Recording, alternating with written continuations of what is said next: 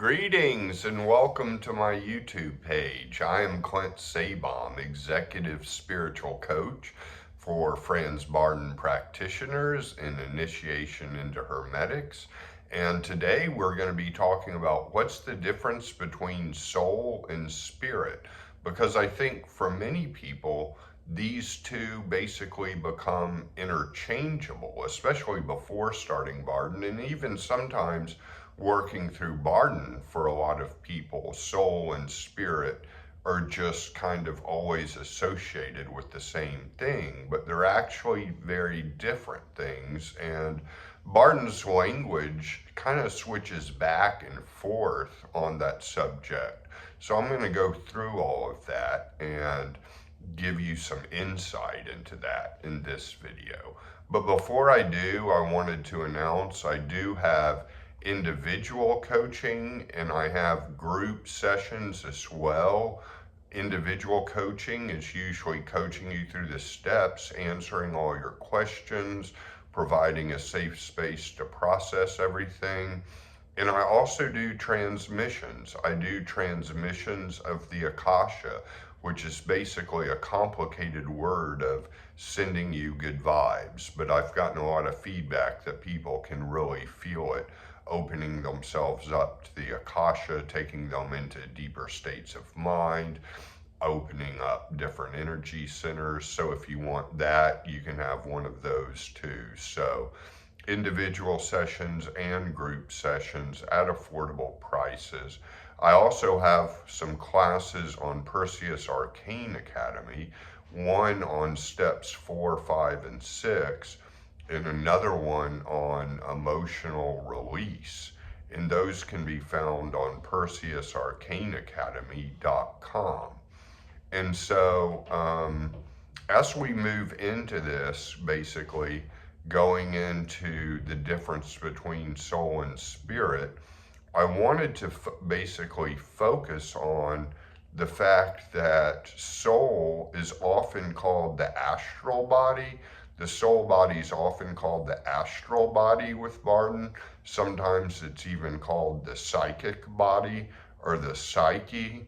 It's all the same thing, but I prefer using the language that Barden does in his training kind of segments of chapters. He says spirit training, he says soul training, he says physical body training. So what's actually the difference between soul and spirit? Well, they're in layers, and spirit is the deepest layer. The second deepest layer is soul, and the third deepest layer that's really just on the surface of you is the physical body. So all three bodies are operating in different levels. And the idea is to get them all developed and coming into an integration with one another. And the soul is basically kind of felt like a deep bodily presence, basically, a deep bodily presence. It's like you have arms inside your arms. You have legs inside your legs. You have a torso inside your torso, a head within your head, like that. There's actually an inner body to you, and that is the soul. And it's often felt as a deep bodily presence. Sometimes you can imagine it as this kind of opaque color or a blackness, but different people have different color associations with it, and that's fine. And then oftentimes when it gets lit up with the spirit, it turns into that ultraviolet black that Barden talks about. So that's the soul level, in between the spirit and the physical. And then the spirit is in the background, and sometimes that's confused with the mental aspect, but I prefer to use the word spirit because that's basically most appropriate. And the spirit is kind of the airiness. It's what gets opened up during vacancy of mind. It's basically the consciousness, the deep consciousness extending everywhere in all directions, in infinity and eternity. And it's very much airy and can even extend outside of yourself a whole lot. So that's basically the deepest level of the the layers of being, so to speak. And the spirit is really what the Akasha kind of hits first, and then from the spirit, the Akasha can filter through into the soul body and into the physical body. And so that's basically the deal with that. And so I hope this is kind of coming across clear. It's kind of real clear for me, so sometimes it's hard to articulate exactly what the difference is. But the soul, is kind of the psyche, but not really the psyche in modern day psychology. The psychological and modern day psychology and the neuroscience, with which there's a whole lot of research coming out, I would actually put that in the physical body, just in the physical brain. And the psyche is kind of more of what Carl Jung talked about developing. If you know anything about the archetypal psychiatrist Carl Jung, who was originally a student of Freud but parted ways because Jung became spiritual and Freud was not spiritual. And so even the humanistic and existentialist psychologists of the 60s both kind of deal on that deep level. But a lot today is put into cognitive behavioral therapy and different things like that. And it's a little more just in the physical body, in the actual brain, in a lot of modern day psychology. And obviously the neuroscience too is just in the brain, which can help. Things can develop in the physical body and also bleed into the soul and into the spirit. So things can move between bodies. You get one body developed and it will spill over to the other bodies. So that's why Barden has us work on all 3 bodies in the steps: the spirit, the soul, and the physical. And the spirit, again, is the deepest level.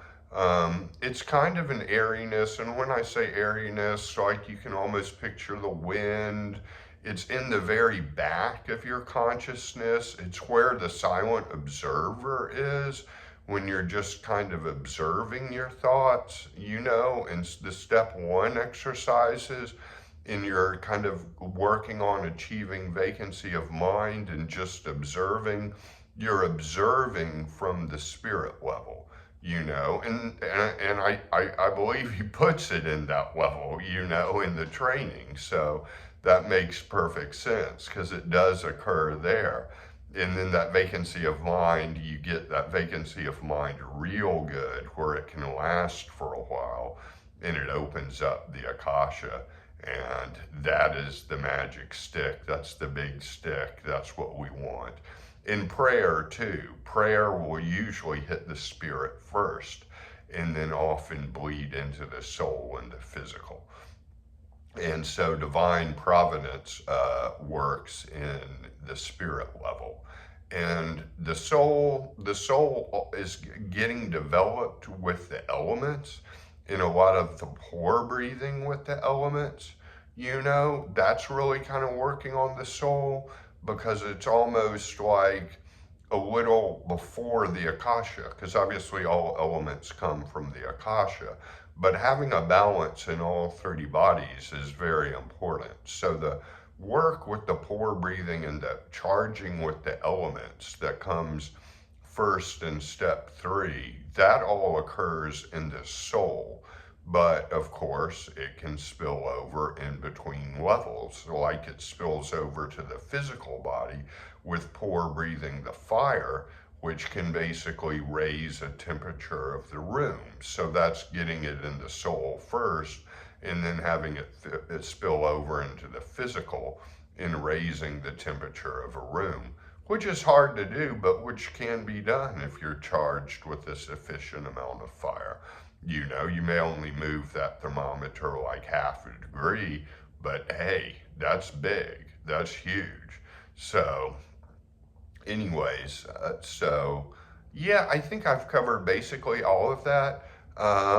And again, you can always contact me through my website at clintsabaum.com, clintsabaum.com, if you're interested in any coaching. Yeah, just go to my website, clintsabaum.com. And many blessings to all of you. Stay safe out there. Take real good care of yourself and be gentle with yourself. All right.